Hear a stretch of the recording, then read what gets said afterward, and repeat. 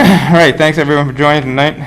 Good that we'd have the remote meeting work tonight with the snow, so that was a bonus. So nobody needs to travel around here. If we could just take a minute and look at the meeting minutes from December 15th quick, and let me know, or Alicia know, if there's any add or alternates or edits to the minutes, that'd be great.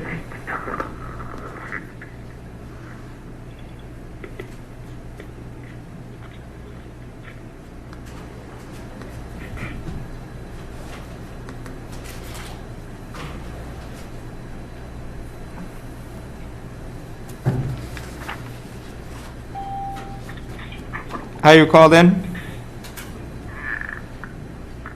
Did someone call in? Kevin Kelly called in. Hey Kevin, how you doing tonight? Yeah, great, thank you. I'm on, sorry. No problem. The meetings, we're just reviewing the minutes right now, but does anyone have any questions or edits on the minutes from December 15th? There being none. No, I don't have any comment. No. Okay. All right, I'd like to make a motion to approve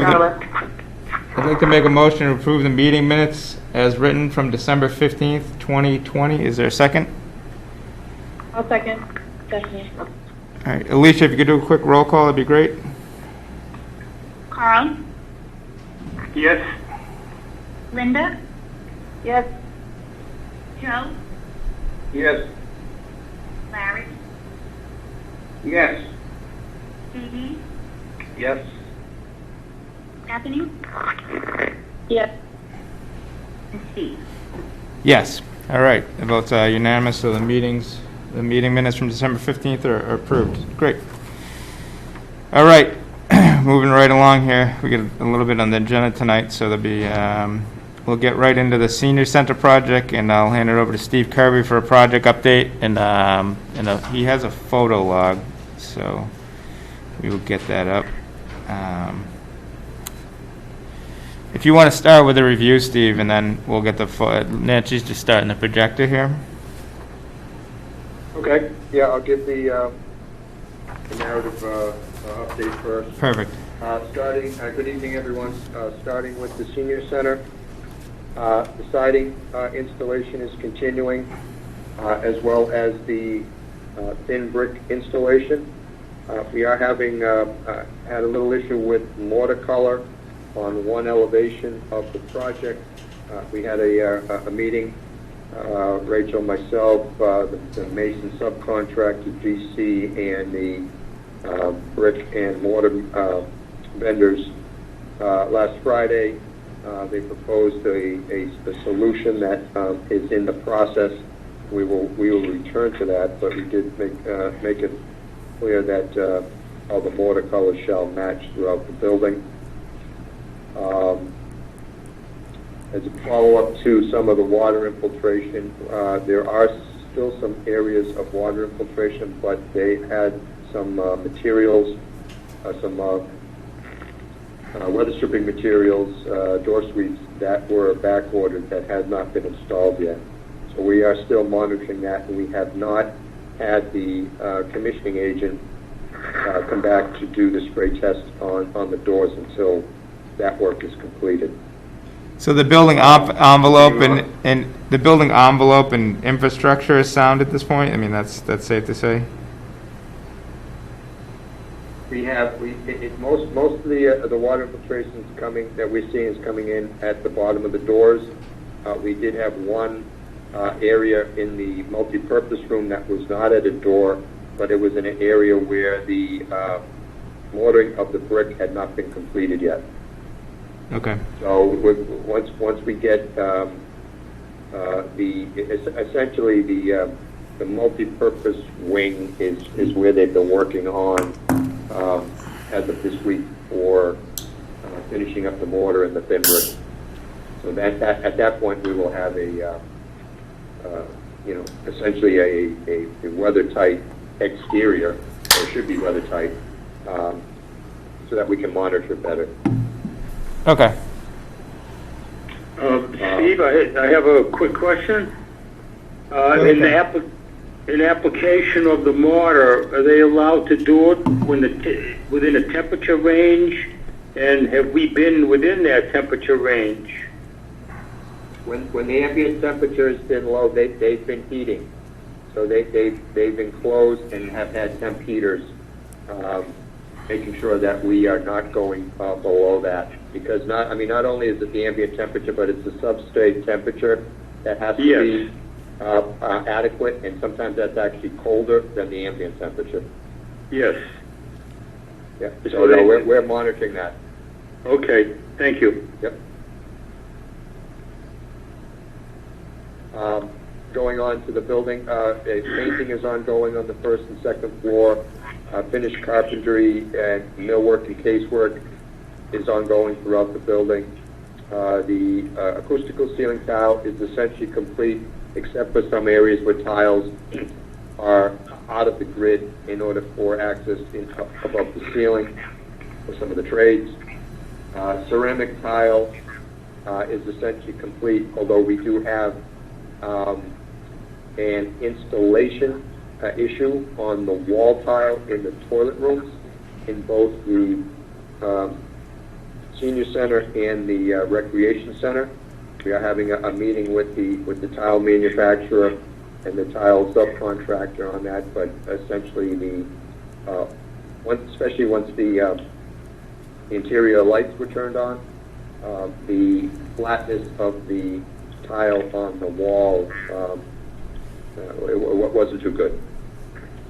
So we're pursuing that issue also. Senior Center, the elevator installation is complete with the exception of testing and inspection, and we're working with Mike Pacello from IT as far as getting the phone lines into the elevators and actually the fire alarm also, so that we can get those connected, and then they can put the call into the state for the elevator inspection. The HVAC, electrical, plumbing, and fire protection subs are all working on their finishes and prepping for inspections, which are tentatively scheduled for next week with local inspectors. Startups on HVAC started this week. The generator startup is scheduled for tomorrow, and we'll also be having the commissioning agent coming out this week to review startup and pre-functional checklist with the HVAC subcontractor. Most of the resilient flooring is complete at this point and covered with protective paper. Carpet has not started as yet.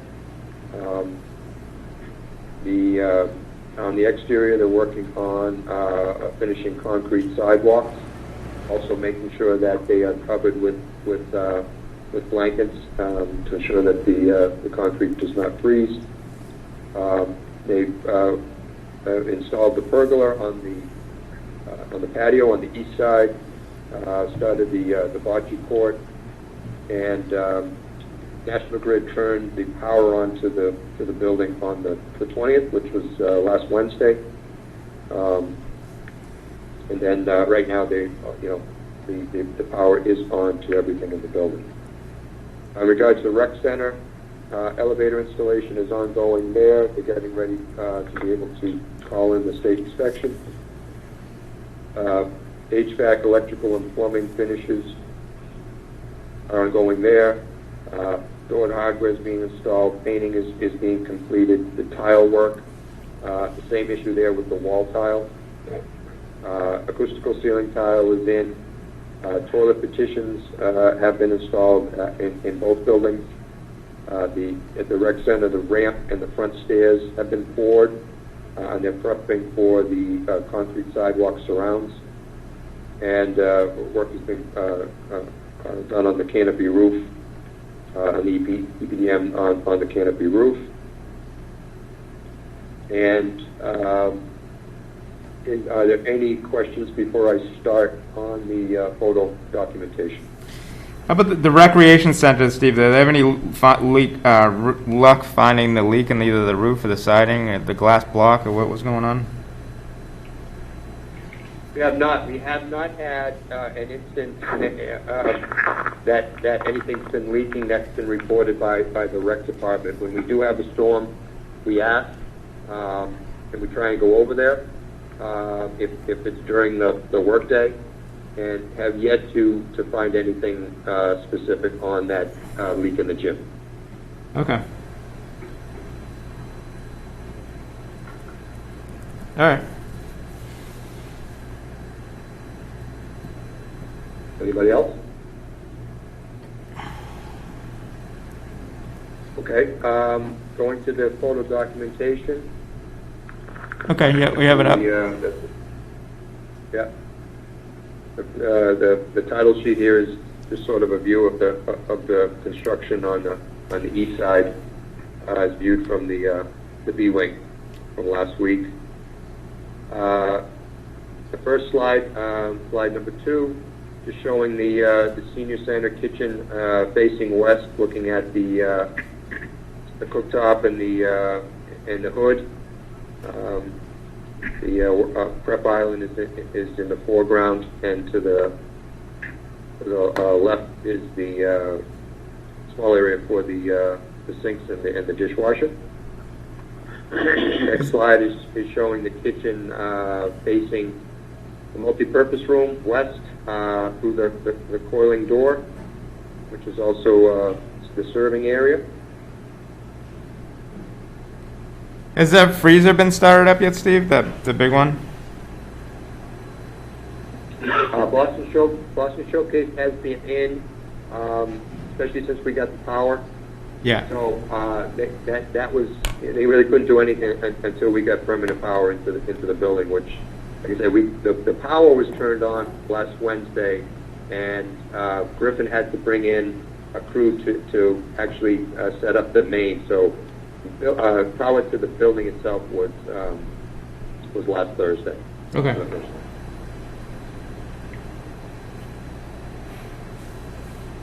Next slide is showing some of the millwork and casework that happens to be in a program room on the second floor, outside of one of the half baths that has the shower in it. Next slide is showing a view of the multi-purpose room with the light fixtures, ceiling, and the tray ceiling all illuminated. And still using that room as sort of a staging area for materials, and the carpenters have their cut stations set up in there. Next view, that previous view was the south side of the multi-purpose room. The next view is the north side, closest to First Parish, which is just outside of the overhead door to the kitchen. And go to the next slide. That's a view from the multi-purpose room into the kitchen area.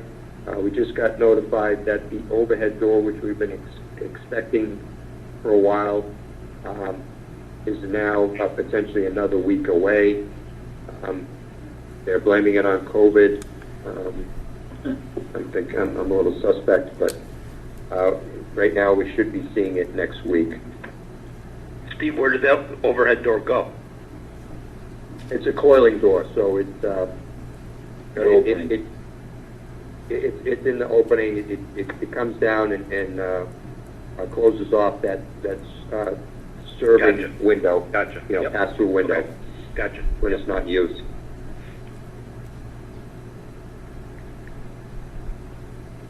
Next slide is showing a view of the cafe off of the kitchen, and to the right is the gas fireplace.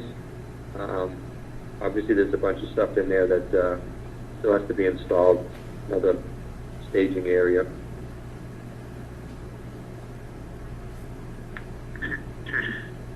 Slide 9 is a view of the second floor main corridor with the wall wash fixtures illuminated. This is facing south towards the main stair. Slide 10 is showing a view of the wall tile in one of the toilet rooms. You can see that Yeah. tile is not in a consistent plane. And it happened both at senior center and rec center, right? Same Yes. contractor. Man. Same contractor, probably same installer. That's tough. Unfortunate. Huh.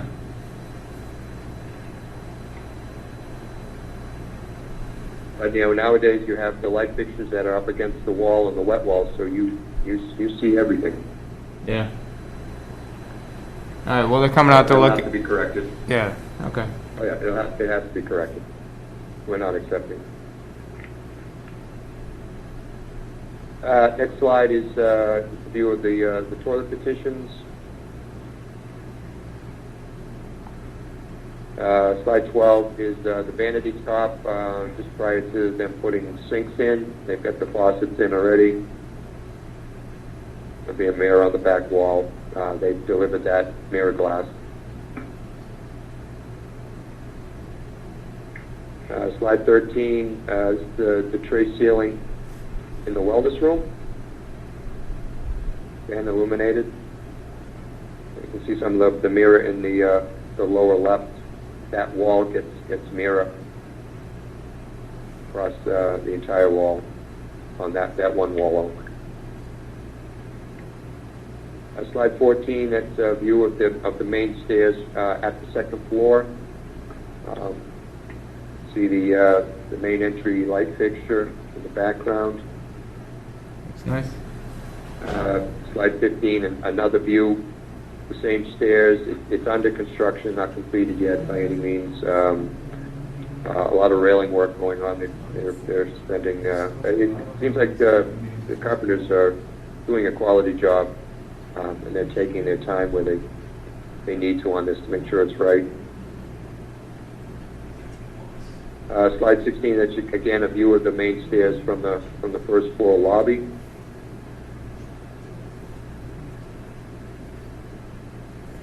Slide 17 is the reception desk in the main lobby. That's good. Yeah, that looks very nice. Yeah, it's not finished yet, but it gives you a good representation of what the end result's going to look like. Slide 18 is just a view of the domestic and fire water mechanical room. They're in the process of filling some of the systems now, the sprinkler system. Slide 19, just a more recent view of mechanical equipment up on the roof.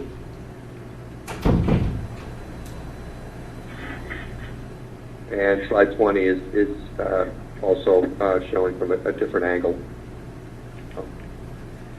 the HVAC equipment on the roof. Is the catwalk been installed yet? Or is that going to be metal or wood? I forget what we decided on.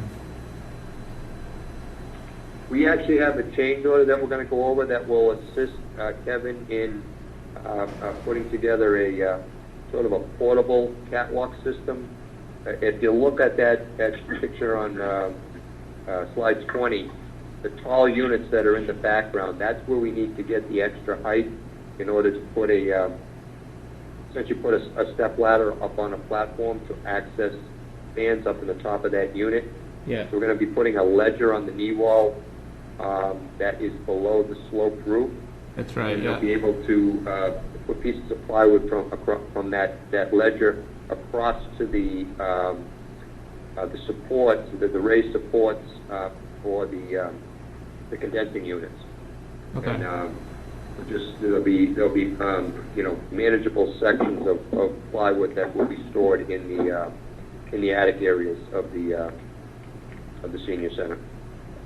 All right, and that works for you, Kevin. That's okay. It's not perfect. It's tight up there, but it's a good resolution to work on the equipment. Okay. Yeah, it'll work. We have to figure out how we're going to do it, but we have a plan. All right. Good.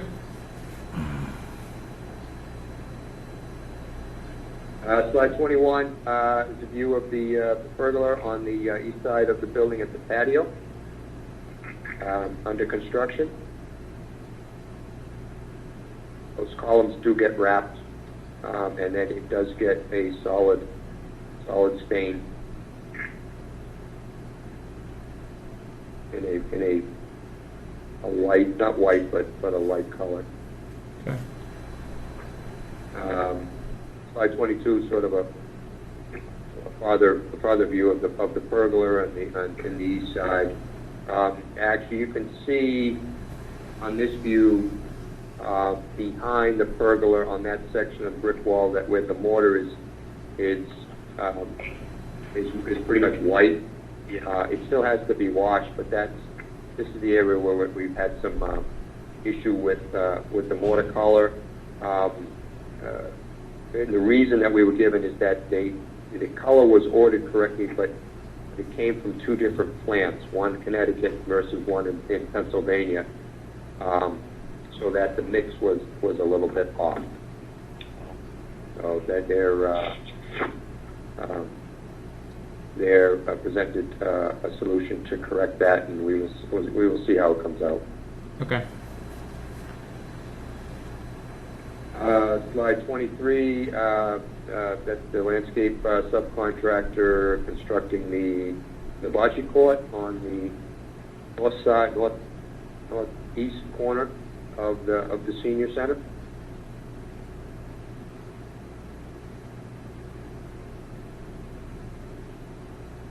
And slide 24 is just a view of the east side with the masonry work ongoing.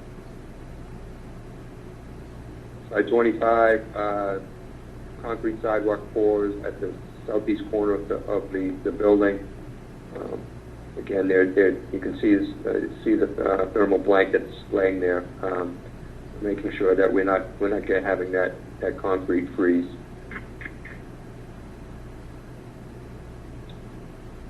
Slide 26, going over to the rec center. Again, this is a second floor toilet room, petition, ceiling, floor tile. We do have to have the wall tile issue in the rec center also. Slide 27 is in the rec center on the second floor lobby ramp with the handrails being installed.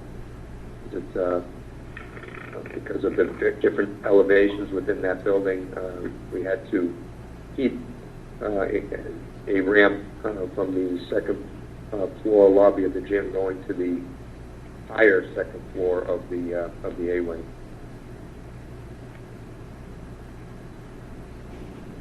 Slide 28, again, the rec center wall tile. You see the similar issue that we saw in the senior center. The tiles are not in a flat plane. That's tough. Yeah. Someone had a bad day tiling. Yeah. All right. And it's unfortunate. Yeah, keep us posted on the fix. I'm assuming they'll have to pull it all off, right? Yeah. I don't see any other way around it. Yeah. And you know what makes matters worse is the toilet petitions are installed now. Yeah. Is that a result of the substrate? The concrete block was probably aligned from the other side of the room. No, most of these areas there's a new wall installed. So and there's Dura on the wall under that. So if they had a substrate problem, they would have brought that up to us immediately. So. Oh, okay. Yep. And the last slide is slide 29 is showing the main entry to the rec department with the stairs and the ramp poured. Like I said earlier, they're working on setting up to do the sidewalk concrete work that will tie that entry back into the asphalt sidewalk that we have running to the new parking lot. And that's it for the photographs. Okay. That's good. That's a good review. Looks like a lot of good practice. Looks like a lot of little kind of loose ends to tie up. Some bigger than others, but Right. nothing That's typical of unsurmountable. every job. Yeah. Okay. Any questions or comments from the board? No, I No. have none. All right. There being none, None. can move on to the next item. You want me to go into schedule? Yeah, sure. Why don't you Okay, as far as schedule goes, I mean, our original substantial completion date was January 15th. We acknowledge that there's been some delay from changes and other items. Right now, we're looking at most likely having a substantial completion date mid-February. They are planning on doing their electrical, plumbing, probably their sprinkler inspections, and hopefully fire alarm next week. We have been working with Mike Michello in getting the telephone lines that are needed for the fire alarm system, and then the 2 elevators. He just did give us just about an hour ago some time frames when those are going to come in. So the idea is that sometime around mid-February we should be able to get substantial completion. We've got furniture scheduled to start installation on February 22nd. And then the hope is to get Linda and her staff moved into the building. We know that the senior center won't be open for programs, but we can certainly get the staff there and out of Brook Street. Great. All right. I'll stop there for a moment so that you can go into the audio visual, and Rachel can go over the bids that came in for the AV scope. Okay. You want to take the mic here, Rachel, and go over the bids? Yep. Yeah. So we received 4 bids for the audiovisual scope. The bids did range quite a bit. They ranged from a low of $91,500 to a high of $180,000. We reviewed the bids with our audiovisual consultant, ProAV, and they recommended that we accept the lowest bid. They didn't see any issues with the bid and knew of the company, and so we would also recommend, therefore, that we do go with the lowest bid. The lowest bid, we had 3 alternates. The lowest bid, including the alternates, would be $96,254, and so that comes under our budget. We had $100,000 budgeted for the audiovisual. Who was that? Who reviewed it again? The subject matter expert? So our audiovisual consultant is ProAV. Okay. That's the name of the company. ProAV. Mm-hmm. And they knew of this Yeah, DGI also- communications and everything? Yep. What I was going to say is ProAV is also the integrator. So they put drawings together, but they also do the work as well. It's not their own. So that gave them a good sense of what they were seeing from the other companies. Who is the company? So the lowest bidder was DGI Communications.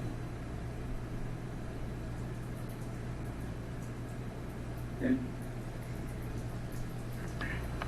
The second lowest bid, just for reference, and I can forward, I put together a memo and I can send it to you, Steve. I have it Um, here in front of me. You do, okay. Yeah. So I was going to say that the second lowest bidder is Valley Communications, which was at $117,785, accepting all of the alternates. Yeah, they're a good company too. They do that. Mhm. Yeah. So these alternatives, Question. This is Joe. go ahead, Joe, yep.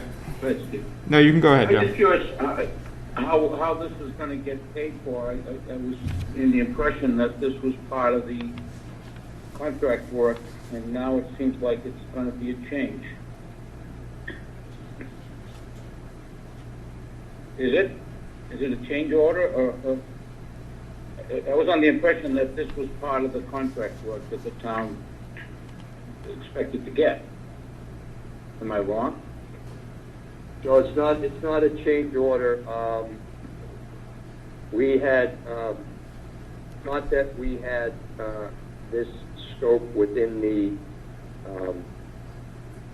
electrical contractor's scope of work. However, Yes.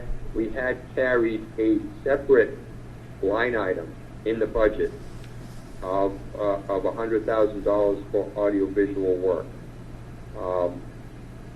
And we haven't closed the door completely on the electrical contractor owning this. However, there are some issues with how the spec was written, and we saw that the time and the argument we would have with Griffin over this would delay getting this work done, which we obviously need the equipment installed. So we went separately to the state bid list people. This isn't going through the general contractor at all. It's completely No, I separate from understand them. that.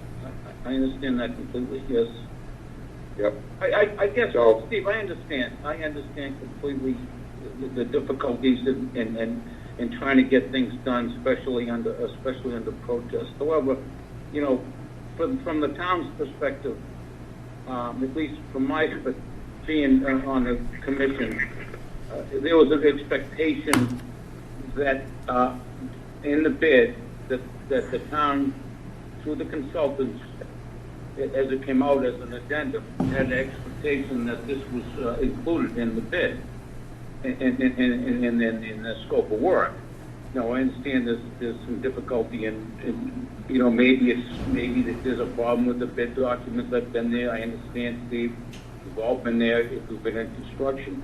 But I just have the hard pill to swallow to have to pay for it again. No, I understood. And we can get more detailed in the whys and wherefores, absolutely, to go through it.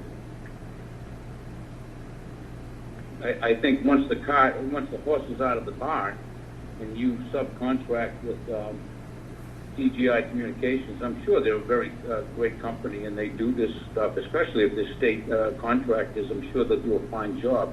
The question is once the horse is out of the barn, it becomes more difficult to recoup that money from anybody. And the town has a contract with the GC, certainly not with Griffin. And you know, I think it should be more of a conversation. The town shouldn't just throw in the towel. I understand you want to get this work done, but once you get it done, the horse is out of the barn. It's my opinion. Okay.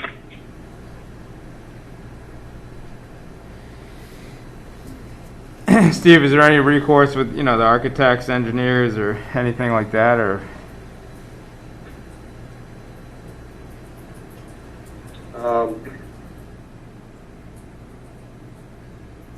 We reviewed this a number of different ways, and it was,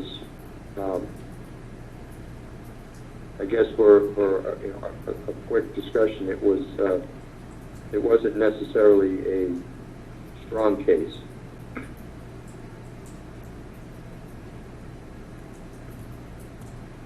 We can certainly review it again. I mean, we were coming today to try and keep things going, but if we want to hold this option, we can defer this award. So can I interject? This is Linda. So Joe, if I understand you right, and maybe everybody feels this way, that we thought $100,000 for what we're about to spend would not have been spent on this. that money would have been inclusive of the That's general my opinion, contractor? yes. Yes, it was in the general contracts bid, or wherever it was. You know, this portion of work came out as an addendum, pre-bid. So I think the town, if you're on the town side of things, which certainly I am, you had an expectation, at least the town did, that this was going to be included in the scope of the work. And now it looks like that the town's gonna need to pay $100,000. I mean, DGI is not gonna come in and do the work without any expectation of being paid. And I understand that, that's certainly perfectly clear, but that's the way I look at it. I mean, the towns, looks like they're gonna double dip, they're gonna pay twice if this goes forward, but I know they wanna get the AV done, it's an important part of the project. I think that's somewhat true, but I guess my only opinion on it too is I think Griffin Electric didn't put this in their scope. That's why their bid was cheaper. Maybe is that safe to say, Steve? And then Well, there was a big delta between Griffin and number 2 and number 3. I think there was only 3 electrical bidders on it, and Nice was one. Yeah. And I'm thinking that they may have reviewed this and potentially thought that it was not something that was included in their scope, So- as they have a tendency to do. so that's kind of what I viewed it as. Griffin, they didn't include it in their bid, so therefore their bid was, way cheap. The $100,000 wasn't in their bid, basically. So now we're They paying. were $180,000 lower Right. on their electrical bid, if I remember correctly. But unfortunately, that just comes into, it happens on projects too. That comes into now that, you had people, it wasn't an apples to apples comparison on the bids, Right, and we've got a number of different things that we've been dealing with Griffin, which is pretty much the norm. And this is a larger one. Right. Yeah. So like I said, we did look at it, and we looked at it from the viewpoint of how far are we going to go with this, Yeah. and sort of look at it and say, well, I don't know whether we're necessarily going to prevail. So I look at it as, it was missed, the Griffin, they missed it, they didn't bid on it, but they didn't include, we didn't pay them for it, essentially. So now all we're doing is truing up cost with a different vendor, That's the way I'm looking at it. And yeah, it's unfortunate, and it's not, it didn't happen how it should happen, I guess, Does that make sense to everyone? I mean, essentially you're saying if Griffin had included it, and this is all hypothetical, that the Delphi's bid price would have been $100,000+ more than it was. Yeah. I agree and I disagree. We don't know the equipment included it or he didn't. Yeah. No, we don't. We don't know that. He can say whatever he wants. We only know from his word of mouth saying he didn't include it, right? Exactly. Right, now go back to what we said before, Steve. The town had an expectation that this was included in the contract. Yeah, It was included as an addendum. it was, Now right. the town's gonna pay for it. Now you can look at it both ways. Griffin didn't have it. If he had it, it would have been $100,000 more. I mean, I just add my 2 cents. I've been there, and I guess it rubs me the wrong way. But, anyway. No, I hear you. It doesn't. That's all It I'm certainly saying. doesn't sit great with me either, and it makes. I would think further down the road, us dealing with Griffin and looking at what Griffin has to offer us and has put up to bid is obviously going to need a little more scrutiny. But Right. we're kind of in the last mile here, and I think holding this up would be kind of detrimental to the project, you know. And does anybody else on the board have anything?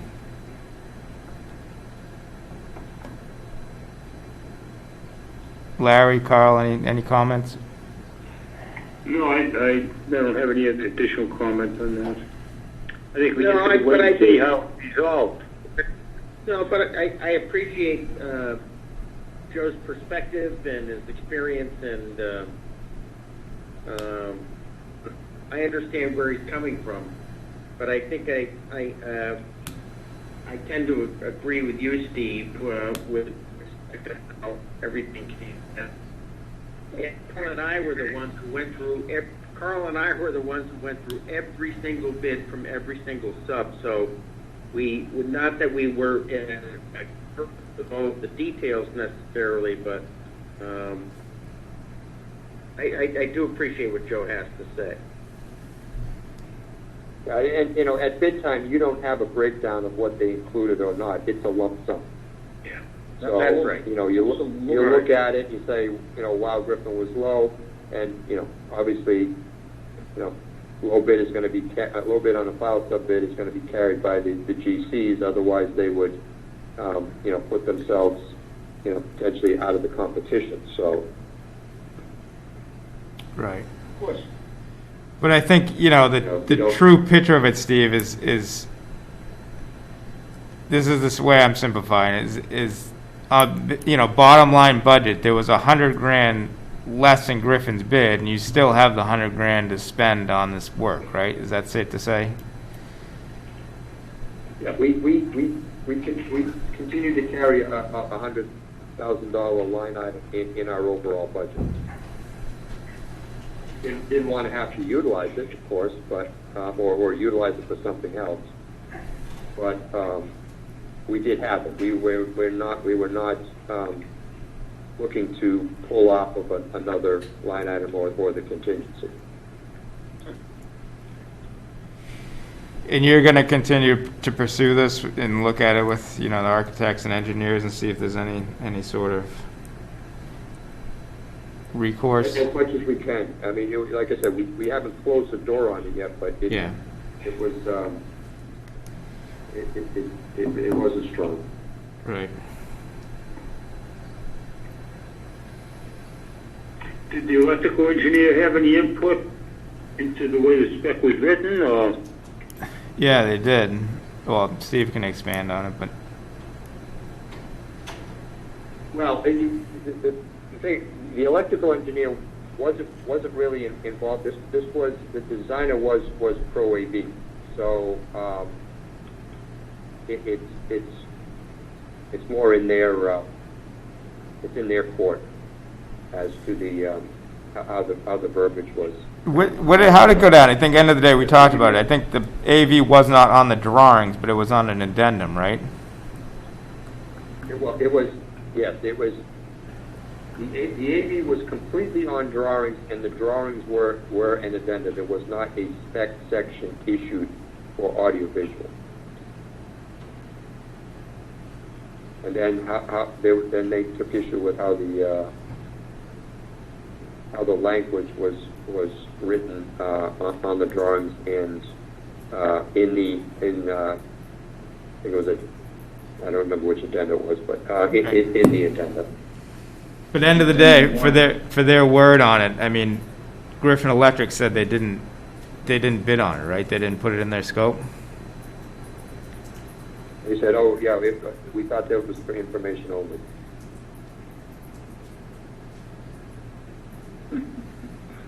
I know, not a great. I mean, they own infrastructure in the EC drawings. They own the infrastructure. You know,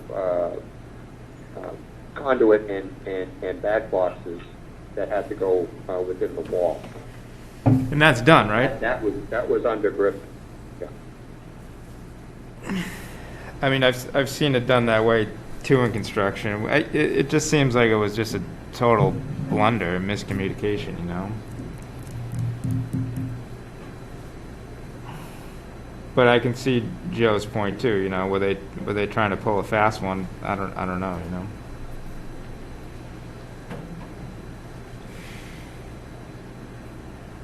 nobody likes litigation. There's no reason for litigation. It can go on forever and nobody wins. Yeah. And I agree with that, Steve. Yeah. Both Steves, actually. It's just, like I said, I someone should be responsible. It shouldn't be the town. It Yeah. doesn't matter. It came out as an addendum. The town expectation to get it. Right. And now they gotta pay for it. And, I think we move on. There's a lot of other things we can talk about. I mean, it sounds like the bid was a reasonably good price from DGI, because I was told, actually Pro AV did that job, I think, as a bidder as well as a consultant, which is like, wow, that's a little surprising. But they did at bid day. I think they were like 130,000 or something like that. I'm not exactly sure, but I wasn't involved in it. Yeah, we Anyway. could not have had them as the installer and the designer. That would have been. That's a an con. issue. Yeah, it's definitely a conflict. Yeah, but they did bid it though. I did hear that also. Yes. So you looking to vote on this? I mean, obviously we have to make some sort of move on this, right? We were, yeah. Are they going to come in after the job is complete? Or just curious. I mean, I know we're so close to the finish line. Are they going to come in after? Are they going to have to do submittals and that sort of thing? I'm just curious. Yes, they would. The award and the lead time for some of this material would we certainly would expect Delphi to be, maybe they might be doing punch list, but the building would be complete. That makes sense. That would make, to come in after and be done with everybody else. That would make sense, at least to me. That's right. And some of their components you wouldn't want in the building with projectors and screens and so forth. You really don't want that stuff during construction because of the potential for it to get damaged or certainly having problems with dust and so forth. Dust? It would be an end of the job type of install anyways. Right. Well, how's the rest of the Stephanie? I mean, you feel okay with moving on with this one and putting a motion to it, or? Yeah, I'm in the same boat as you. Larry and Carl, any final comments or? No, I just think, we can move on with it. Is this something that would go to arbitration eventually? We only have a litigation in the contract with Delphi. Arbitration was not an option. I mean, that doesn't mean that you can't do that potentially for mediation, but litigation is the item that is checked off in the contract. Yeah, I just have to say, at this late date, holding Delphi's feet to the fire, I think was not, going back to what Joe said, nobody wins once you get into that arena. So, Yeah. I think you got to move on. Yeah, I think you just chalk it up, just keep an eye, down the road, other projects, you just gotta kind of really scrutinize Griffin Electric's deal and. It's not going to happen. I think we move on. I mean, just let's move on and get on to getting this project done. All right. I make a motion to approve the scope of the AV work at the Scituate Senior Center to the low bidder of GGI Communications with alternatives 1 through 3 in the amount of $95,254.16. There was 96 cents. Okay. There was $96,254.16. There were 4 bidders, the high bid being $187,449.49, and the low bidder being DGI Communications at $96,254.16. Is there a second? seconded by Carl Companion. Is there, if we could do a quick roll call, Alicia, that'd be great.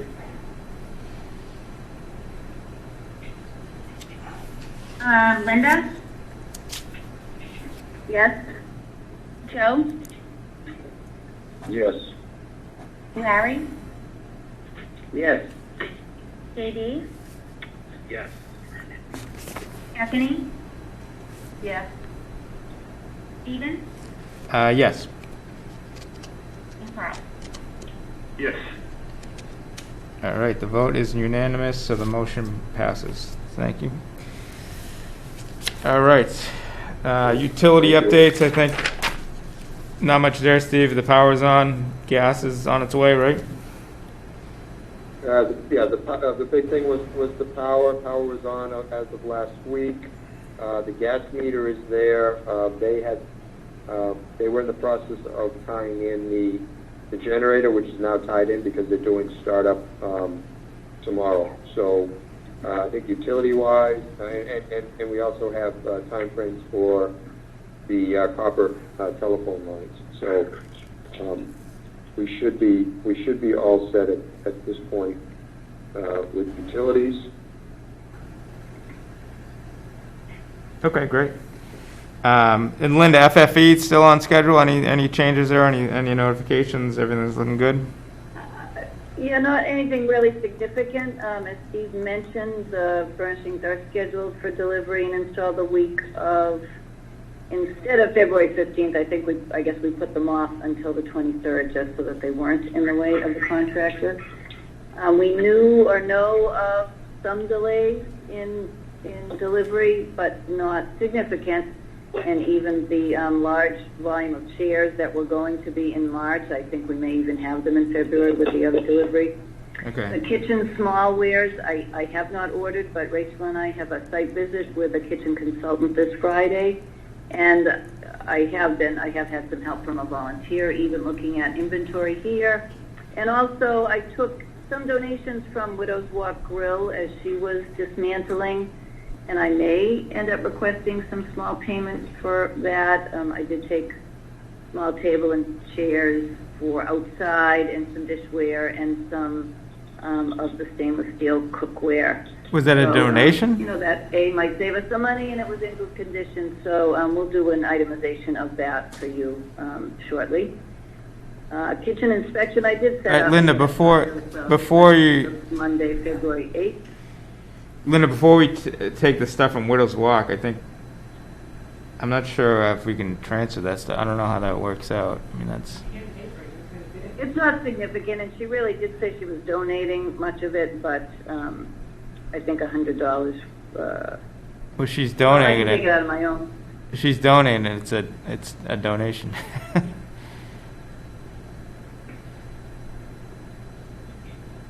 Yeah, I don't think we can. Stuff like that would have to be, bid and kind of put out there. I mean. Okay, it's really a small amount. I just thought since it is kitchenwares and in fact would be something that I may have ordered new, but now we'll order less. So that's fine. It's not significant, actually. All right. And I could pay for it if I wanted to give her some money out of.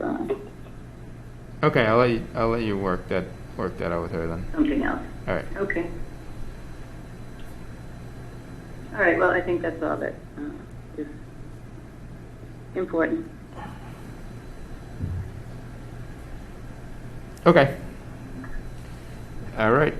To get this thing moving along, Steve, you want to go through these change orders and requisitions here? Yep. Invoices. Yep. Yeah. First, Delphi change orders. Change order number 10. This is a change order we reviewed back in December, but hadn't been signed by Delphi at that time. Change order 10 is for an overall credit of $6,579.94. It includes PCO 19R1, which is a credit for some bollard lighting at the front of the senior center, where we actually owned lighted bollards and safety bollards. and we actually needed the safety bollards versus the lighted bollards because of the handicap parking is right there.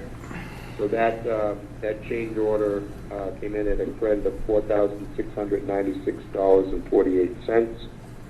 PCO 47R1 is $1,035 for a deletion of the elevator hoistway vent and installation of a hard ceiling. That was also an overall credit of $6,641.70. It involved electrical and HVAC credits, and then a small ad for the drywaller. DCO 71R1, this was the changes in the rec center to, we originally had a single half bath on the second floor that was going to be directly next to two brand new gang toilet rooms. So we changed the scope to make that a janitor's closet since there wasn't one up on the second floor. And it came in an overall credit of $835.07. And then PCO 79 was to add snow guards to the roof in order to protect the HVAC equipment that was in that little alleyway that when we looked at the photos. The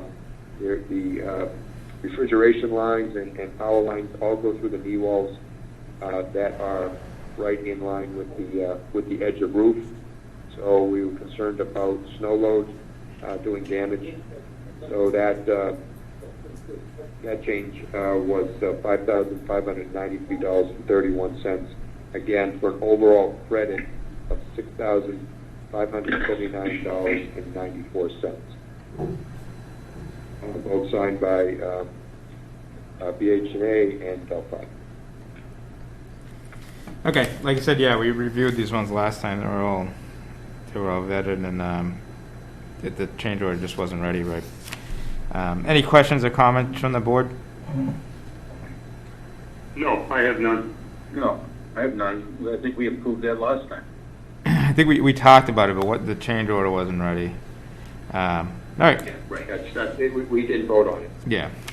All right, I'd like to make a motion to approve change order number 10 to Delphi Construction, inclusive of PCO number 19R1, 47R1, 71R1, and 79, as noted by Steve Kirby previously, in the amount of a credit of $6,579.94. Is there a second? Second. I think it was JD was on the second. If we could do a roll call, Alicia, that'd be great. Carl? Yes. Linda? Yes. Joe? Yes. Larry? Yes. JD? Yes. Stephanie? Yes. Eden? Yes. All right, the vote's Did I up. get Carl yet? Yeah. All right, the motion, everyone's unanimous, so the motion passes. All right, thank you. Okay, next one is change order 11. Not looking for a vote because we haven't received it back from Delphi signed. It just went out today, but I can go through the PCOs so that we can just sort of rubber stamp it next meeting. That's right. Just in essence, this time, Steve. We'll just cover it next meeting. That's fine. Okay. Next item then is the application for payment for Delphi for the month of December. Requisition number 12 in the amount of $1,069,217.27. That brings them to 88%, certified by the architect. It's for costs associated with the senior center, for concrete, masonry, miscellaneous metals, carpentry, siding, fire stopping, waterproofing, glazing doors, drywall tiles, acoustical ceilings, resilient flooring, painting, building specialties, food service equipment, elevator, fire suppression, plumbing, HVAC, electrical, site work, and fencing. The Recreation Center, concrete site work, masonry, mist metals, framing, insulation, fire stopping doors, drywall, acoustical ceiling, toilet, petitions, painting, elevator, plumbing, HVAC, and electrical, and also the overall general conditions and change orders. Again, that's application for payment number 12 for the month of December, $1,069,217.27. Okay. Yeah, I looked it over a little bit earlier. Is that it looks pretty standard for a monthly billing. It's pretty much in line with what we've been seeing. Any questions or comments from the board? No. No. None. Okay. All right, I'd like to make the motion to approve application for payment number 12 to Delphi Construction for services rendered through December 31st, 2020 for services noted previously to the Senior Center and Recreation Center. The application has been reviewed by Vertex and Architects in the amount of $1,069,217.27. Is there a second? Second. Seconded by Carl. We do a roll call. Larry? Yes. Linda? Yes. Joe? Yes. Carl? Yes. JD? Yes. Stephanie? Yes. Steven? Yes. All right, the vote is unanimous, so the motion passes. Great. Thank you. Next invoice is Margaret Hendry Post Archetype Incorporated. Their monthly and also partial on amendment number 6. The monthly invoice is for the monthly for November. Invoice number 24873 in the amount of $14,343.60. Bringing up to 88% on construction administration. And then invoice number 24869, which was amendment number 6 for the spray testing work, for $3,850, which is 50% of that total.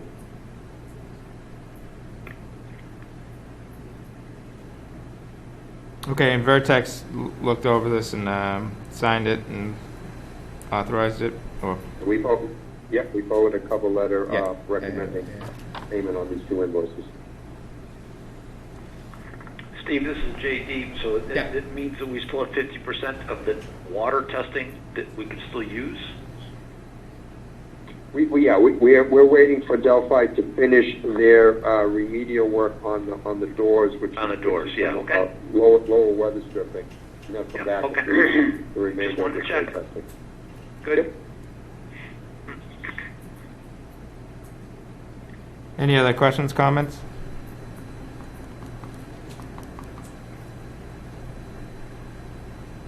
All right, I'd like to make a motion to approve the monthly invoice for Bargman, Henry, and Archetype to invoice number 24873 for general services through the month of November 30th in the amount of $14,343.60, inclusive of invoice number 24869 for 50% of the window spraying testing in the amount of $3,850, bringing the total invoice amount of both invoices to $14,000. Nope, scratch that. What's the total here? Is the total on here? No, they submitted them separately. It would be $18,193.60. Okay. So bringing the total invoice amount to $18,193.60 for both invoices. Is there a second? Do you want me to repeat it?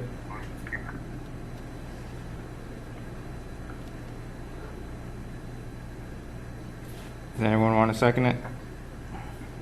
Second. All right, Carl seconded. We do a roll call. Linda? Yes. Joe? Yes. Larry? Yes. JD? Yes. Stephanie? Yes. Steven? Yes. Carl?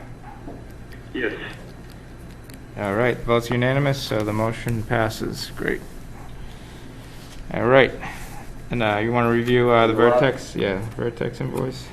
Yeah, the last one is the Vertex invoice for the month of December, invoice 139782, totaling $26,133.72.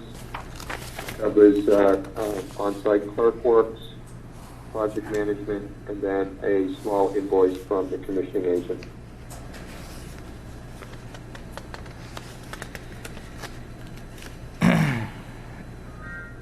Again, yeah, we looked it over. I mean, any questions or comments from the board? Fine with me. Nope. No, none. Nope, none here. All right.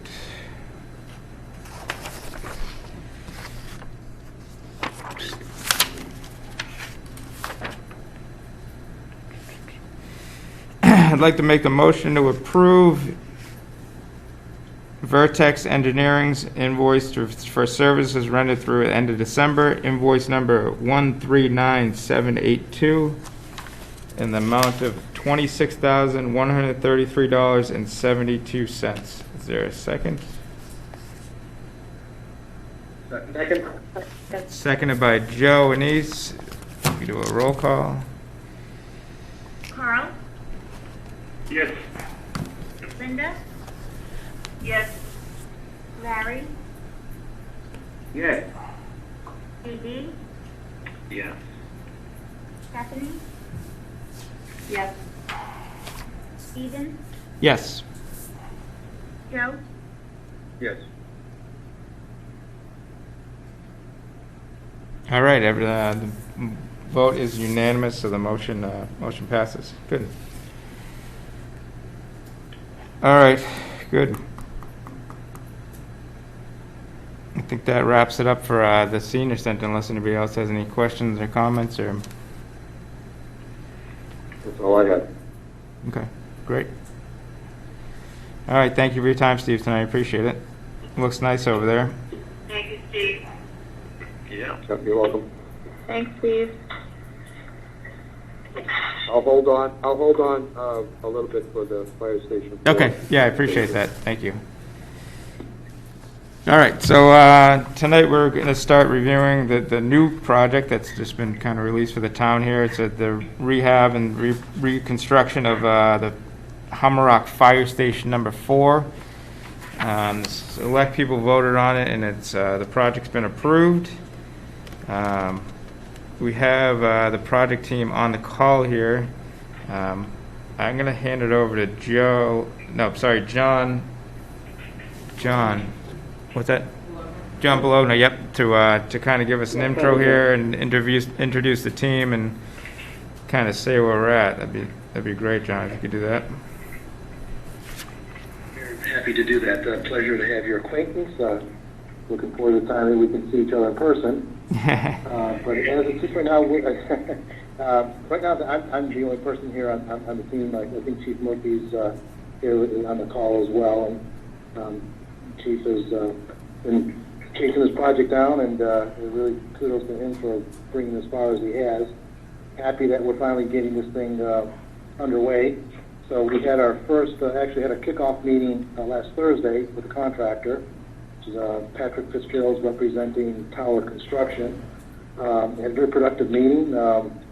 We went through, an agenda that Steve Kirby had was kind enough to give us as an outline to follow, and so we touched upon all the items there. The meeting minutes actually just got issued this morning for distribution.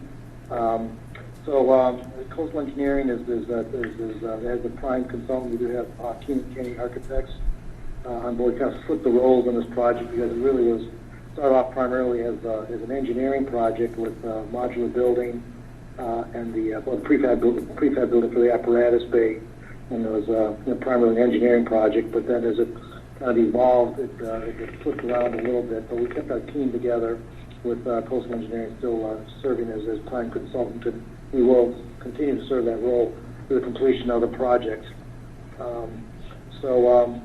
We, as I said, had our kickoff meeting last week.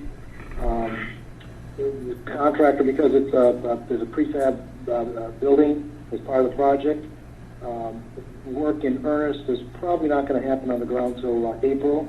That was actually written right into the bid documents because there's a lead time with the prefabricated building.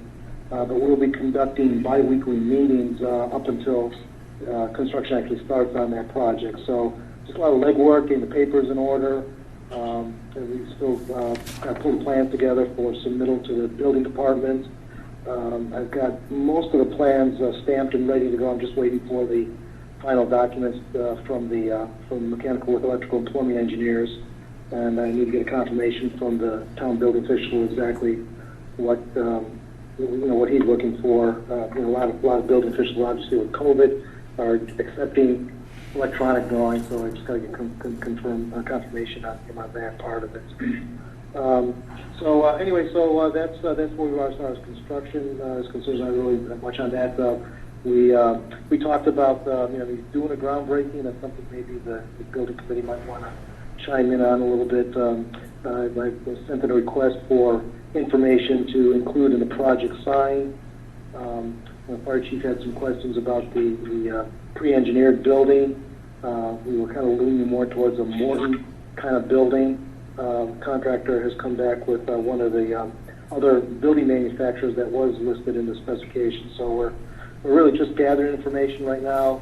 We should expect to see submittals coming through shortly. There's steel fabrication required as far as the foundation, obviously the rebar and so forth. So should be in pretty good shape there as far as submittals are concerned. I think in terms of expediting the things as needed, again because it's a pre-engineered building. And then once April comes along, the things will really start heating up a little bit more on the project site. Okay. Temporary quarters will need to be provided for the staff, so Chief can chime in on that piece of it. Right. That part of the project.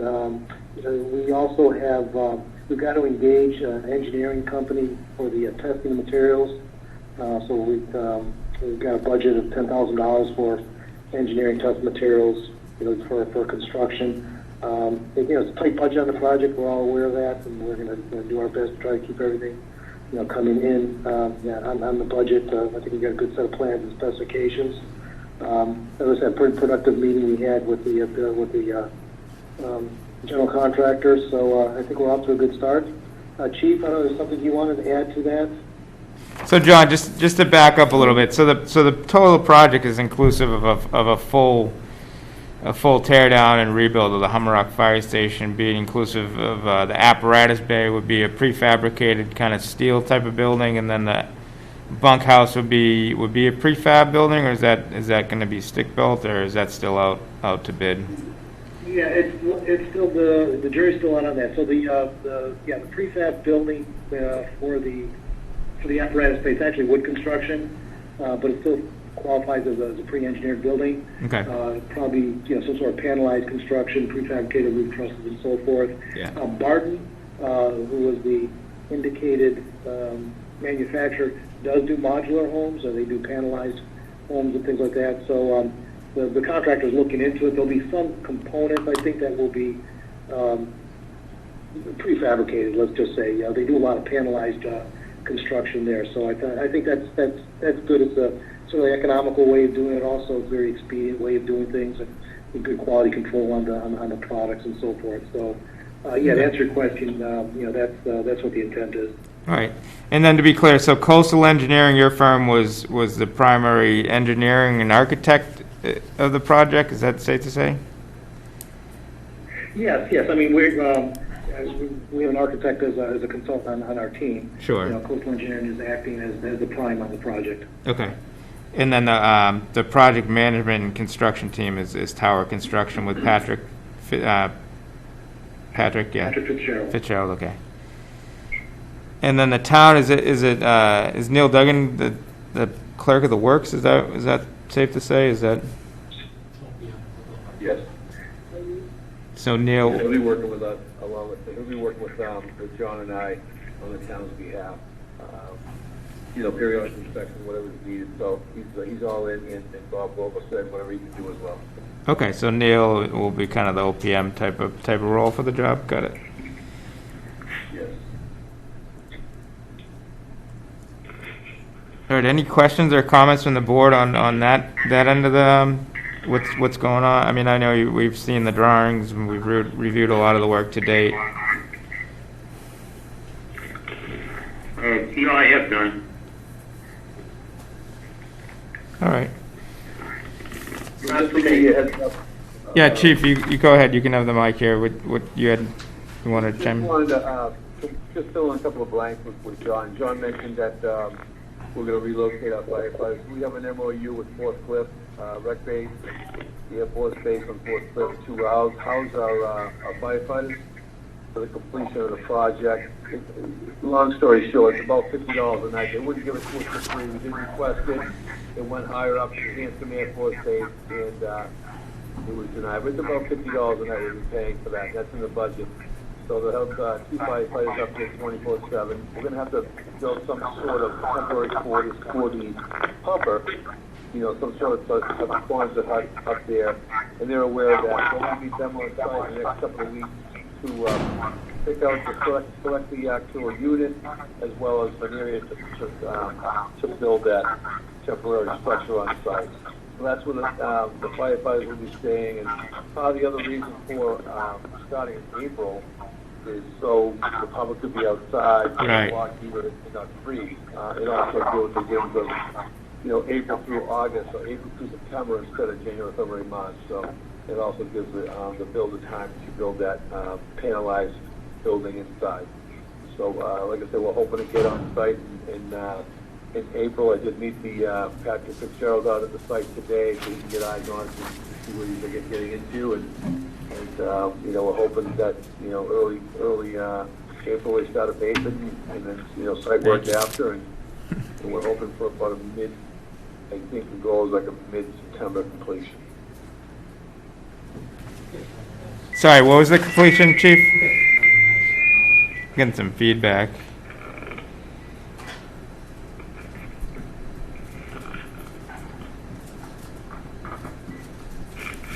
Chief, you still on there? I just missed when was the target completion date?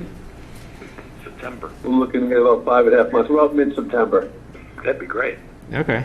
Yeah, and we also have the Vertex is going to build the Handicapped Ramp for us. They've committed to that, and they're going to do that as their first project in September. So hopefully by then things will back somewhat normal, and they're looking forward to working with us on that. So that's sort of, when they get back to school, probably complete that Handicapped Ramp in the rear of the building. Okay. Probably by the end of September, hopefully. Right. No, we reviewed the budget. It looks tight, certainly. You know what I mean? There's not much room. I think you did, some good due diligence with the site there, with the site work, and I think, you're going to reuse the septic system there, which is good. So certainly, I wouldn't expect a lot of change orders, if any, I guess, for the job here.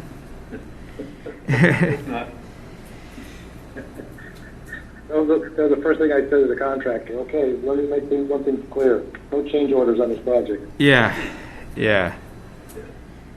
So in saying that, and and everyone just listen to our last kind of conversation. Let's make sure, the GC bids and the secondary bids and everything are pretty tight. It's, Yeah, some of the technology stuff, there's two parts for that. The technology for IT, the phones, and the door fobs, cameras, those are in Mike Michelle's budget for the stations. I think it's like $37,000. So when I talked to the contractor today, when things get exposed, he's going to have 2 or 3 days that his guys in there running wire, running cameras, whatever. And we also have the communications tower, bringing the tower out back. That Allcom will be finishing that job, bringing in the communications from a wireless tower into the building itself, and that is in the budget as well. So those two components will be outside the contractor, but they're just going to have to get there when things are exposed before they cover it up to the board. okay. And this building's already has the fiber tied to the fiber's all set. I know we ran into that with some of the other buildings in town. I know we have Comcast down there right now. Yeah. There's fiber in Markfield, so I'm not sure if we're going to, but right now it's probably going to be Comcast. We also have that microwave, that microwave communication system as a backup or resilience. We could use that as well. So okay. I know we have a plan with IT on that. So. Okay, yeah, it's pretty far out there, and you have to go through another town. So, okay, got it, understood.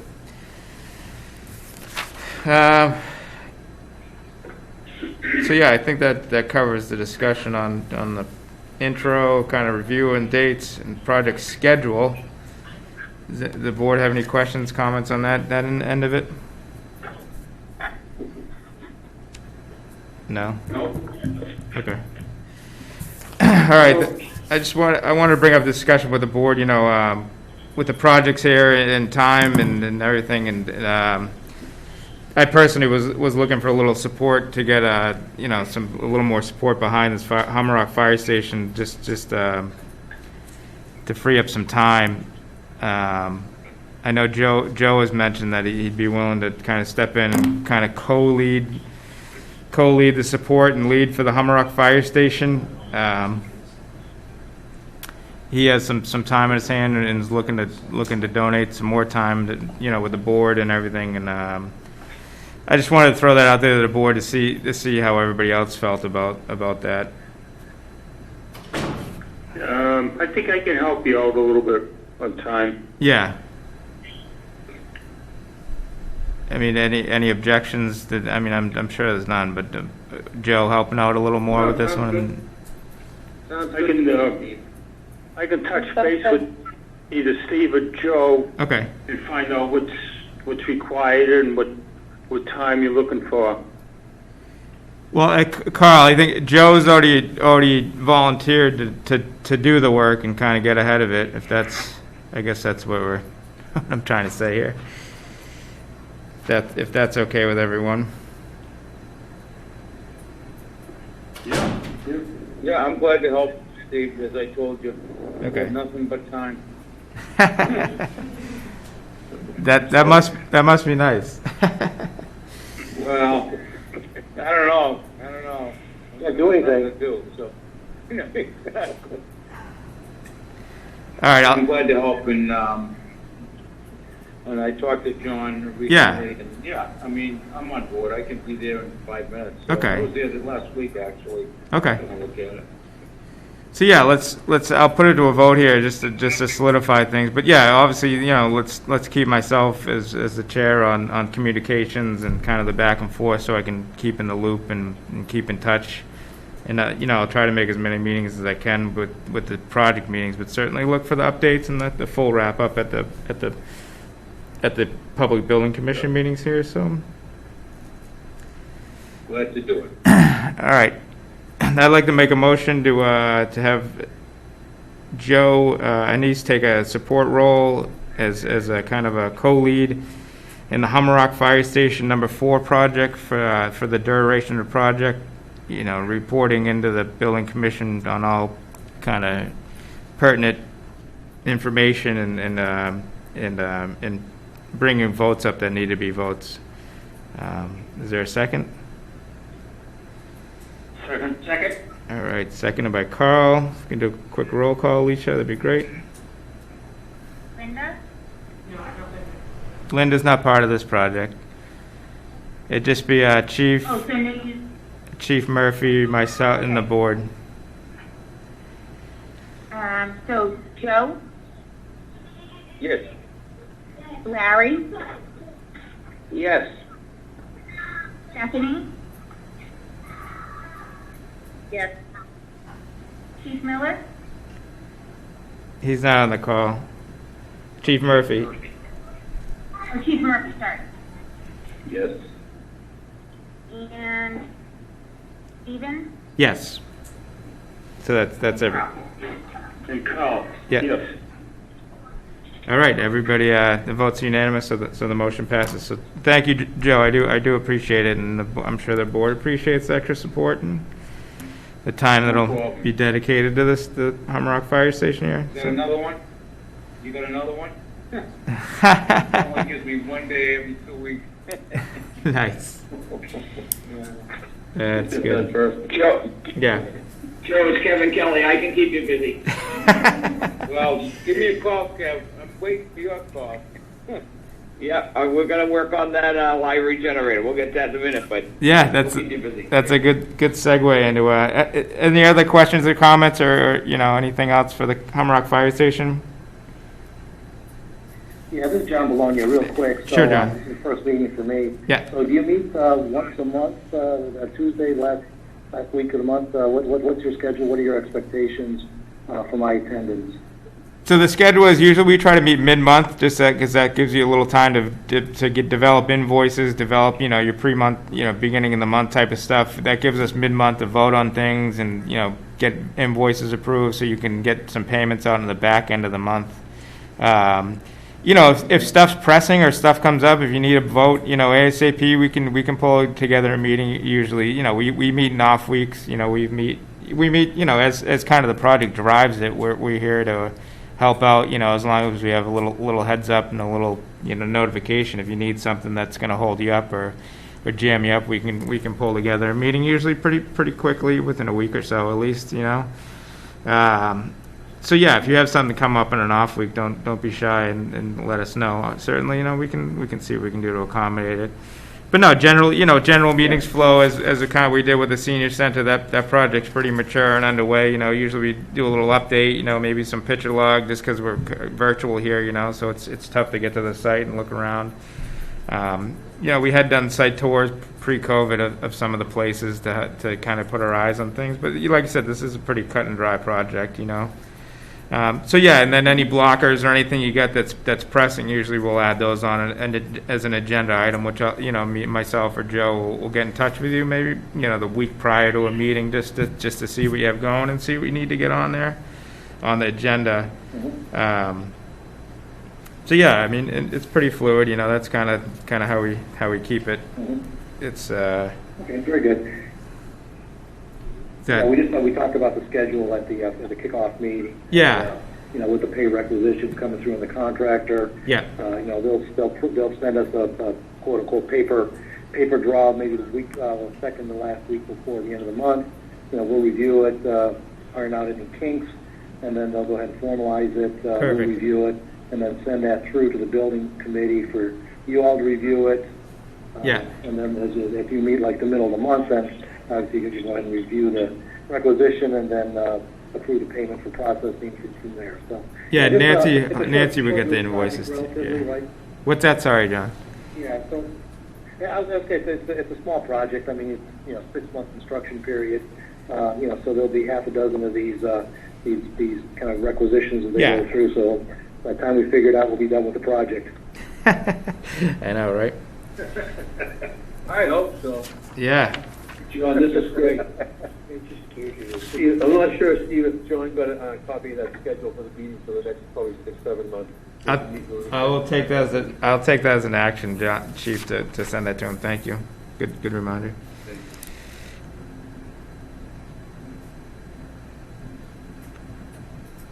Okay, and then as far as like the meeting minutes and things like that, I believe I copied both Steve and Joe on the meeting minutes. Is there anyone else that you want on the distribution list? Just let me know. You know, everything's done electronically these days, so an extra line item on the email distribution list is not a big deal. Yeah, if you could put me on there too. That'd be Steve Shea. That'd be great. And I usually just Okay, very good. I'll distribute that stuff to the board just to I keep the information flowing. So yeah, that'd be great.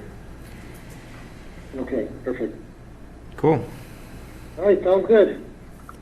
Yeah, I'm excited. This is it's a good one. Be good to get a nice new, much needed station down there for sure. Yeah, for sure. Yeah, it's a good project. It's a good design. Yeah. And much needed, as we said. So. All right. Looking forward to get it started. All right. Anything else on the Hummerocks fire station? All right, good. Moving right along here, Kevin. We're up with the public safety complex. Is it okay for me to sign off? If there's anything else you need from me? No, we're good. Yeah, thanks for joining tonight. We appreciate it. All right, very good. Have a good night. You too. Take care.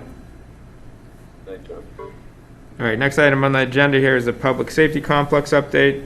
So I'll turn it over to Kevin. If it's a quick update on the HVAC for the EOC room. Any movement there, Kevin? Yeah, we're scheduled to meet next week, and there should be a proposal for the board's approval for the actual work itself from the engineer. Okay. Any early insight of what the proposal is, or? Nope. No. The proposal. No. The proposal is the committee asked me to go back and get. The original proposal was for $4,500. Right. And it did not include. They just focused on the cooling in their text. So we finally got them to come back and give us a proposal that include looking at cooling and heating. That proposal for the work is in front of you. They wanted to wait until that was signed, sealed, and delivered to actually start. But they're anxious and ready to go and get it done. Okay. Yay. So they didn't do the work on. They've done nothing. Okay, so the last proposal we approved is kind of null and void at this point, right? Yes, that was never officially approved. We approved to proceed, but then after a meeting that we approved to proceed, the next meeting people wanted to have it in writing, so we went back and got that in writing. That's right. Yes. So we have the proposal in front of us. It's a $6,000 proposal, right, to look at heating and cooling of the EOC room, to come up with a suitable solution to satisfy, the different climates and different degree days that the room is having trouble with. Is that safe to say? Yes.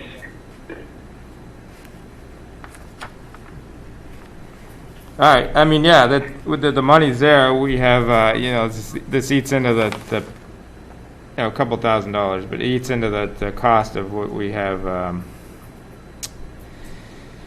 We have to actually do the work, but yeah, it costs money to do this stuff. So $6,000 seems, for engineering and design review, seems about right. Anybody opposed or have any comments on the proposal? Oh, it seems about right to me. Yeah. All right. Just move forward on it, yeah. So you're happy with this one, Kevin? We're good to vote on this one? Yes, I'm happy with that, and they're the original design mechanical engineers on the job, so this is the right way to go. Okay. All right. All right, I'd like to make a motion to approve a proposal from, I can't even say his name, Garcia, Glucas, and D'Souza, consultant engineers, in the amount of not to exceed $6,000 for an engineering review and design development for heating and cooling, supplemental heating and cooling to the EOC room at the public safety complex to satisfy all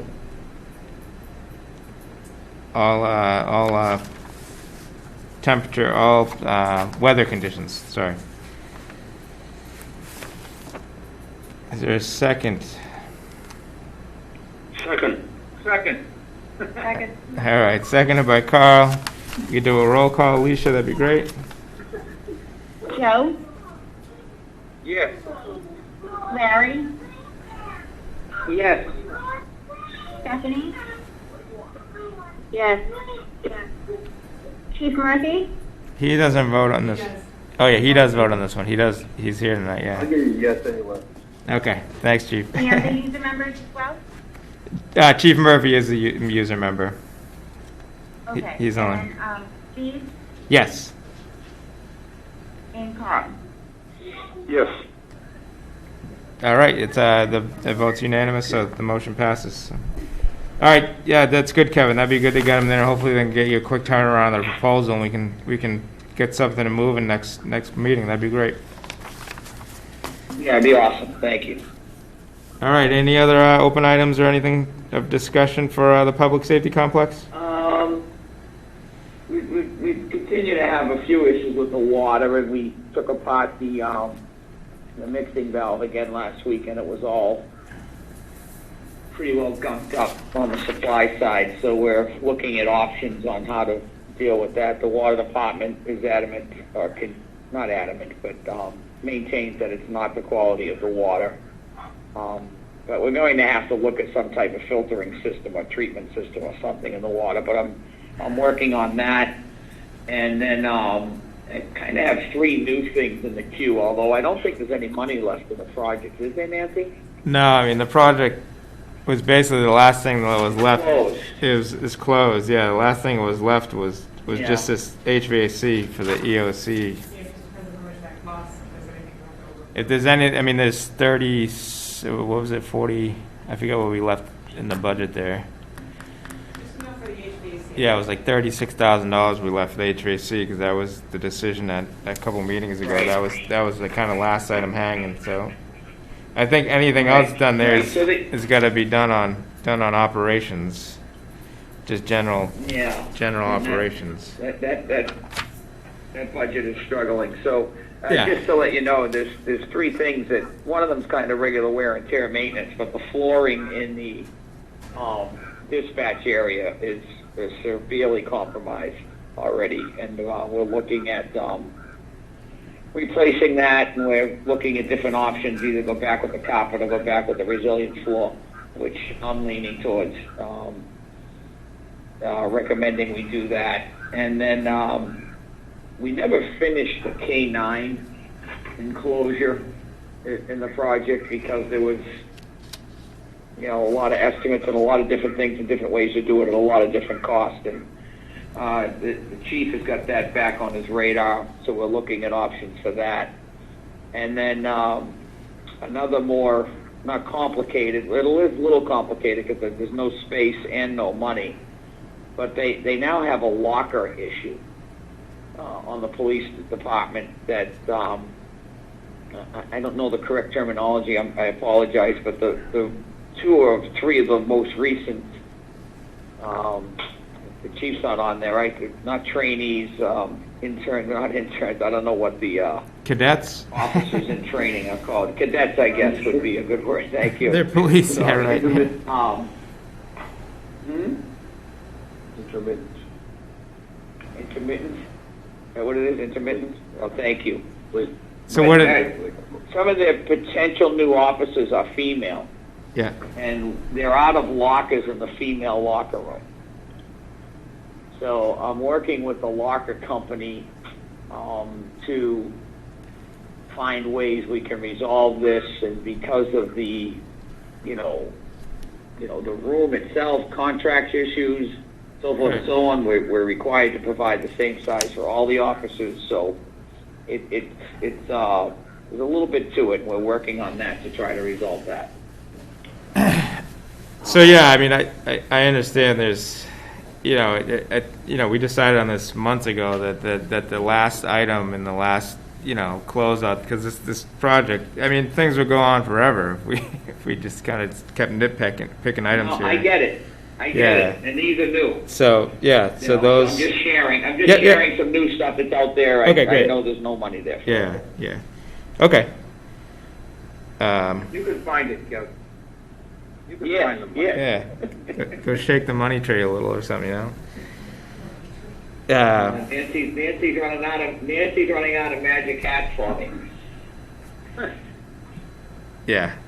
All right, good. All right. So, anyway, so the EOC HVAC project is, get the proposal approved. You're going to meet them next week. Hopefully we can get a quick turnaround on that and get something moving there. So that'd be great. Right. Before you leave the EOC, Yes. you have one bill for the EOC to approve, for the EOC to approve. All right.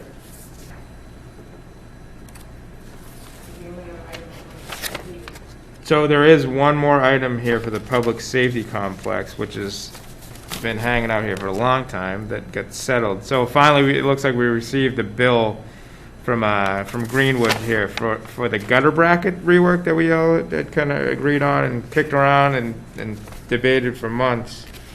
So the bill is here. So I guess just a formality, we will vote and approving the invoice here, and just to put that one to bed.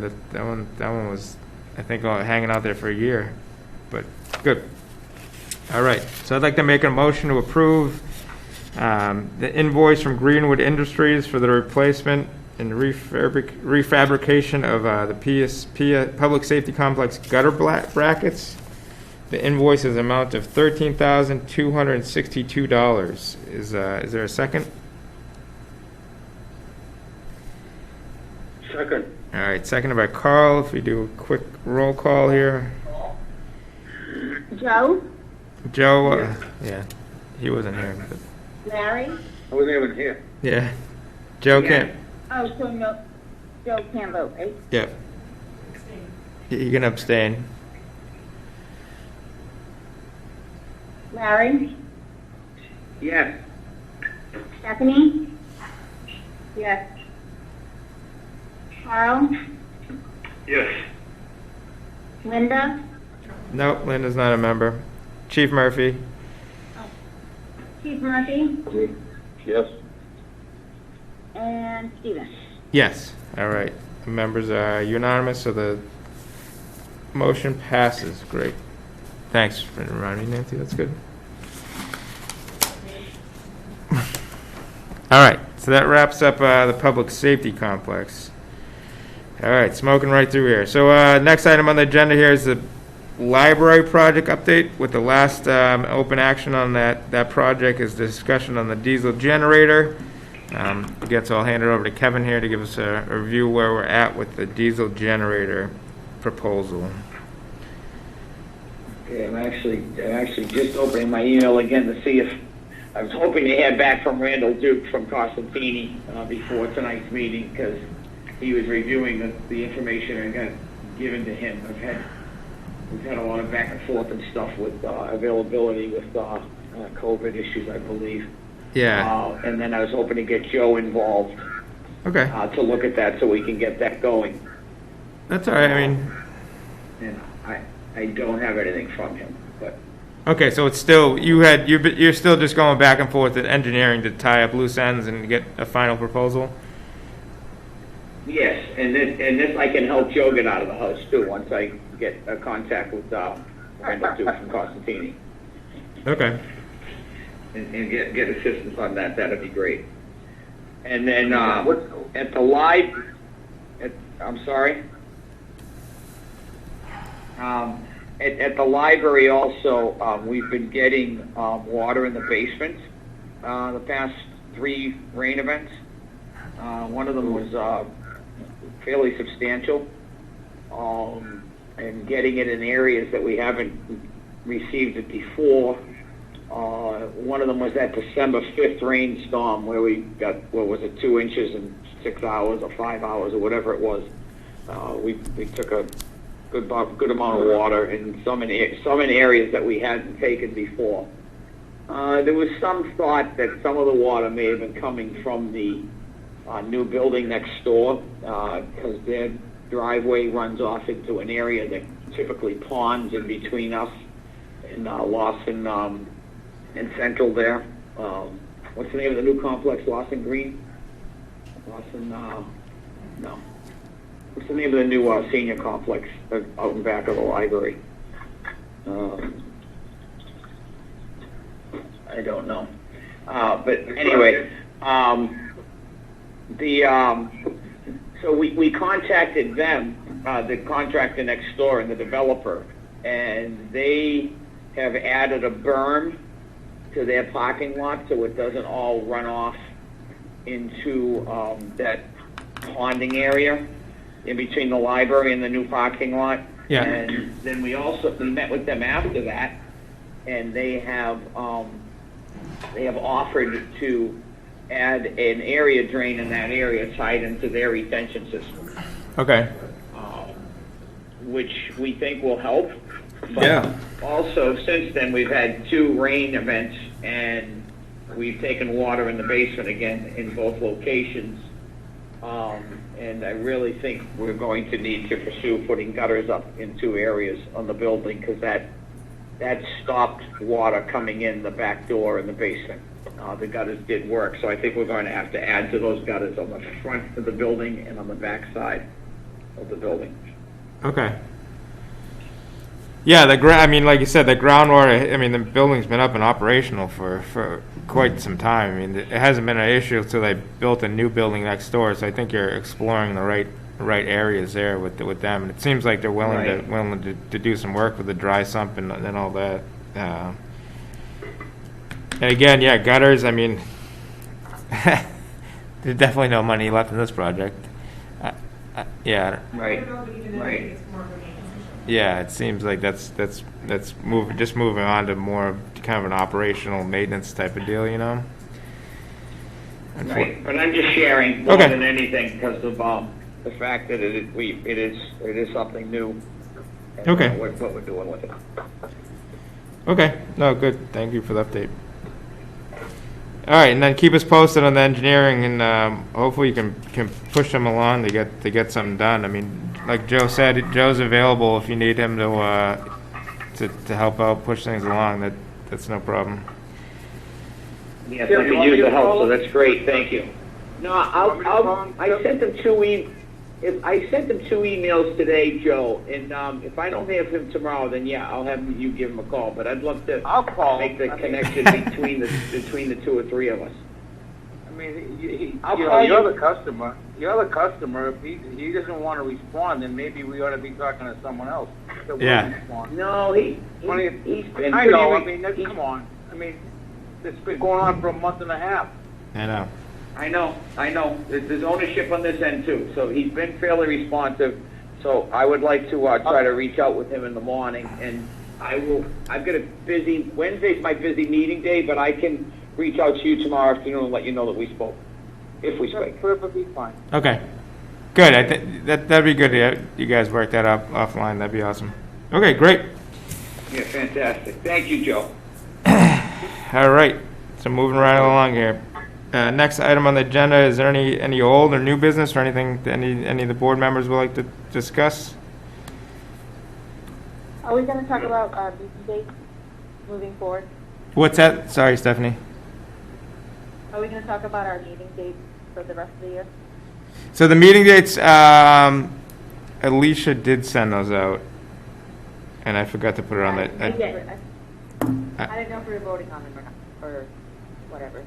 I think I meant to, but I didn't put it on the agenda, unfortunately. So that I'll take that as my fault. I'll get that on the agenda. Thank you for the reminder. I'll get that on the agenda for next meeting, and we can can dial in on that. There were 2 sent. One was one set of dates, and then this one had a new set of dates. But the new set of dates is against like every school vacation that there is. So Okay. I was just going to mention it. Okay. In case you wanted to follow that through. Thanks. Yeah, if you want to follow up in the email before next meeting, that'd be fine. Okay, thanks. All right, good. Thank you for that, Stephanie. And I'll get that on the agenda next meeting. We can vote on it. Good. All right. Anything else? Yeah, I have, Steve? Yes, Carl, go ahead. Yeah, if I understood correctly, the senior center's scheduled for completion mid-February. You got it, yes. Will we be having a walkthrough before for any type of final approval or anything like that? So, I mean, I thought about that, you know, that's something we gotta work out, because with COVID restrictions and, you know, you can't have more than 10 people together, which is challenging. Maybe we could potentially do like a, all right. some This sort of, will probably change by then. yeah. The governor coming out with new regulations every other day. Let's just keep, But, let's okay, just, we can wait and see on that. let's just keep it on the mind, and maybe, you know, we'll put something on next meeting about that. That's a good call. All right. All right, the next meeting will be after the building is completion. I'm sorry, what? Okay.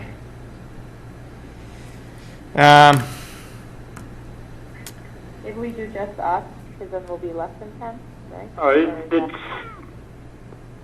okay. It's something we can you can touch base with us by email. Okay. Let me talk to Steve Kirby and work some, see what we can work. Okay. Okay, good. And someone else said something?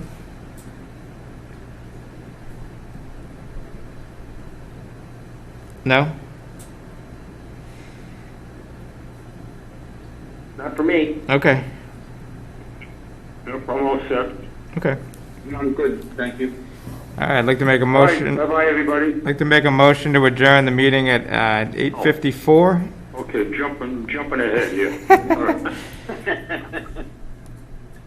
All right, so I'd like to make a motion to adjourn the meeting at 8:55 now. Is there a second?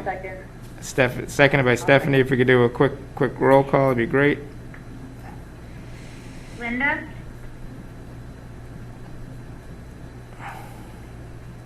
She may have left because the senior center was over. We may have left. Yeah, JD? he probably left too. Carl? Yes. Joe? Yes. Larry? Yes.